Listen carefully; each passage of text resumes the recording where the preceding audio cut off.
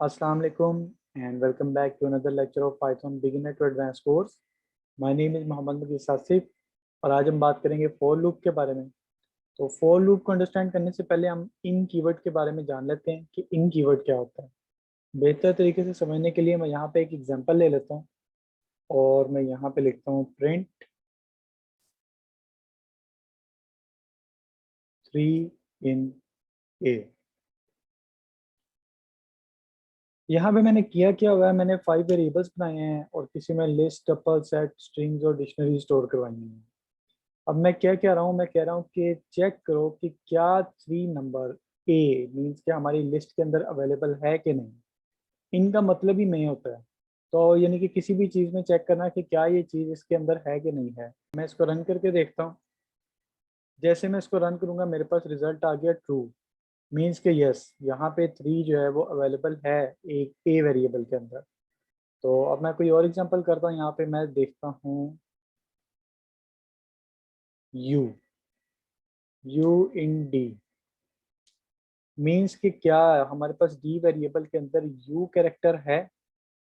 तो मुगीस के अंदर आ रहा है, ट्रू आना चाहिए। मैं इसे रन करता हूँ, देखिए मेरे पास आंसर फिर आ गया ट्रू।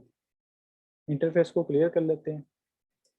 बट यहाँ पे अगर मैं सपोज करें मैं लिख देता हूँ डी, कि डी कैरेक्टर यहाँ पे डी यानी कि हमारे पास वेरिएबल के अंदर स्टोर हुआ है कि नहीं, तो आंसर फॉल्स आना चाहिए। मैं रन करूँगा, देखिए आंसर फॉल्स आ गया। इस तरीके से हम लोग इन कीवर्ड के साथ काम कर रहे होते हैं। तो अब हम लोग फॉर लूप की तरफ स्विच करते हैं।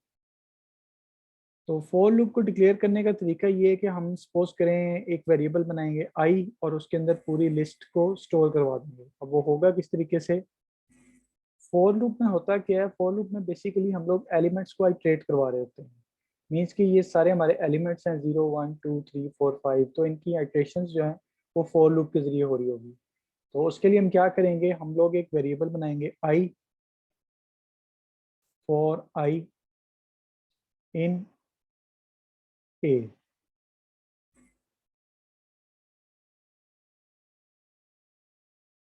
अब यहाँ पे होगा क्या कि मैंने एक वेरिएबल बनाया आई जो कि ट्रेड करता रहेगा ए के एलिमेंट्स के साथ। तो यहाँ पे हम करते हैं प्रिंट और यहाँ मैं कर देता हूँ आई। अब होगा क्या कि सबसे पहले 0 प्रिंट होगा, फिर वो अल्ट्रेशन लूप में जाएगा और फिर वो 1 प्रिंट करेगा, फिर अल्ट्रेशन लूप में जाएगा, 2 प्रिंट करेगा। तो इस तरीके से हमारा आई वेरिएबल जो है वो आइट्रेट करता रहेगा ए वेरिएबल के तमाम एलिमेंट्स के ऊपर। तो इंटरफेस को क्लियर करता हूँ मैं और मैं इसको रन करता हूँ। तो देखें हमारे पास सारी जो वैल्यूज हैं एक ही वो यहाँ पे शो हो गई हैं। तो इस तरीके से आइट्रेशन लूप चलता रहता है। ये बिल्कुल बेसिक स्टेप था फॉर लूप को समझने के लिए। अब यही काम मैं स्टेप बाय स्टेप टपल्स और सेट्स के साथ भी कर सकता हूँ। तो उसके लिए मैंने सिंपली यहाँ पे बी लिखना है। जैसे मैं बी लिखूंगा मेरे पास सारे एलिमेंट्स जो टपल के हैं वो यहाँ प्रिंट हो जाएंगे। तो इसी तरह मैं सी लिखूंगा तो सेट्स के सारे एलिमेंट्स प्रिंट हो जाएंगे। तो यहाँ तक चीज़ें तो बहुत ईजी हैं। और डी भी कर लेते हैं।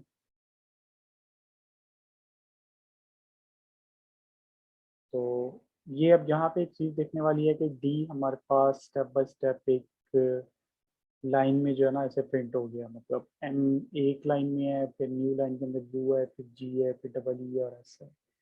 तो इस तरीके से हम इन सबको प्रिंट करवा सकते हैं।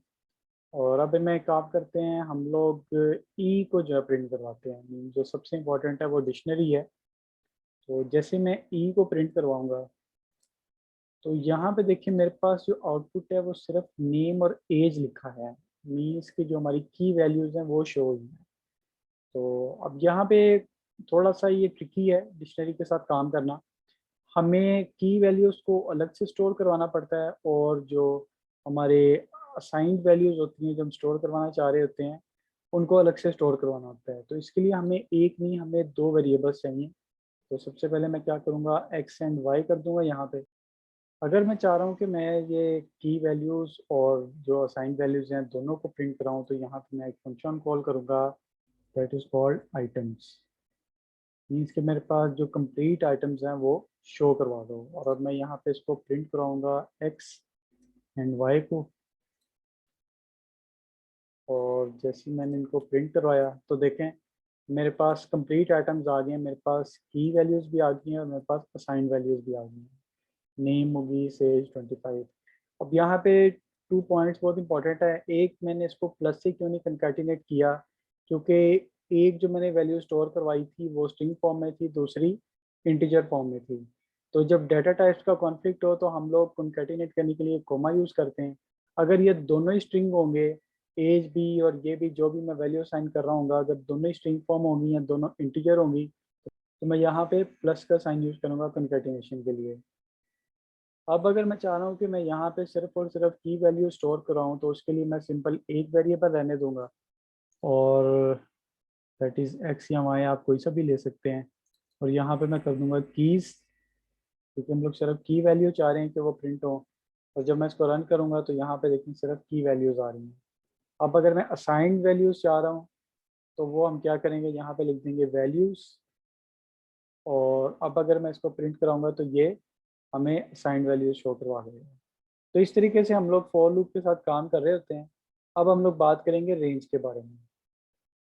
रेंज को समझने के लिए हम लोग सिंपली यहाँ पे क्या करेंगे, हम लोग यहाँ वेरिएबल डिक्लेयर करने के बजाय हम यहाँ कर देंगे रेंज। और रेंज के अंदर हमने क्या करना होता है, सबसे पहले डिफाइन करना होता है कि हम कहाँ से रेंज स्टार्ट कर रहे हैं। लेट्स से कि मैं चाह रहा हूँ कि मैं 1 से रेंज स्टार्ट करूँ और यहाँ पे सेकंड नंबर पे मुझे लिखना होता है कि रेंज कहाँ तक लेके जानी है। तो अगर मैं करता हूँ कि 5 और अगर मैं इसको रन करता हूँ तो देखिए मेरे पास आ गया है 1 2 3 4। तो अब यहाँ पे अगर मैं चाह रहा हूँ कि ये 1 to 10 तक जाए और जब मैं इसको रन करूँगा तो ये मुझे 10 तक शो करवा देगा। अब यहाँ पे एक और इम्पोर्टेंट चीज़ है, हम लोग स्टार्ट और एंड करने के साथ एक और भी काम कर सकते हैं, हम लोग गैप दे सकते हैं। फॉर एग्जांपल अगर मैं चाह रहा हूँ कि 2 का गैप आए तो मैं यहाँ 2 लिख दूंगा। मतलब यहाँ पे ये हमारा स्टार्टिंग है कि हम कहाँ से स्टार्ट कर रहे हैं, ये कि हमने रेंज कहाँ तक लेके जानी है, और ये हमारा गैप है। अब जब मैं इसको प्रिंट करूँगा, पहले मैं इंटरफेस को क्लियर कर लेता हूँ और अब मैं इसको जब प्रिंट करूँगा तो देखें 2 का गैप आ गया, 1 के बाद 3 फिर 5 फिर 7 फिर 9। तो ये हमारे ऑड नंबर्स बन गए हैं। तो मेजर मकसद यहाँ पे आपको समझाना था कि फॉर लूप के साथ हम लोग किस तरह काम कर रहे होते हैं। नेक्स्ट लेक्चर में हम लोग ब्रेक एंड कंटिन्यू स्टेटमेंट के बारे में बात करेंगे। तो अपना ख्याल रखिएगा। See you in the next lecture. Take care, stay blessed, अल्लाह हाफिज़।